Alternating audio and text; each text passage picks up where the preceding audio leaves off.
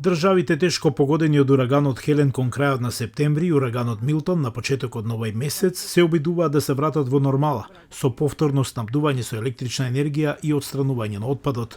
Председателот Џо Бајден ги посети погодените области во Флорида претходно оваа недела.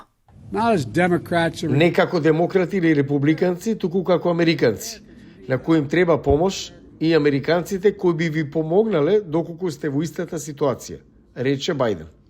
Но тешко да се одвојат временските неприлики од политиката. Студиите покажуваат дека гласачите ја наградуваат партијата на председателот кој е на власт, кога владата ќе се справи со помош при катастрофи, но ги казнуваат кога тоа не го прават. Демократската председателска кандидатка Камала Харис ги истакна напорите на администрацијата на Бајден. Разговарав со државните и локалните функционери, со републиканци и демократи, за да им кажам дека ќе ги поддржиме во секое време.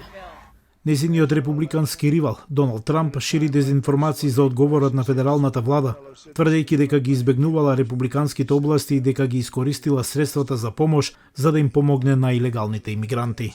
Федералната влада, од друга страна, не го направи она што треба да го направи, особено во однос на Северна Каролина. Тие дозволија тие луѓе да страдаат неправедно, рече Трамп. Сезоната на урагани во Атлантикот е во самиот пик непосредно пред изборите во ноември. Со децении функционерите вградуваат непредвидени катастрофи во нивното изборно планирање, но сега мора да се справат и со дезинформациите. Тоа е најголемиот предизвик со кој се соочуваат во моментов, особено изборните функционери по ваквите катастрофи, бидејќи гледаме на социјалните мрежи луѓе кои се сомневаат во способноста на гласачите да гласаат, поради влијанието што ураганите го имаа врз изборите, и дека поради тоа сега нема да гласаат. Ние навистина ги охрабруваме гласачите да обезбедат доверливи извори.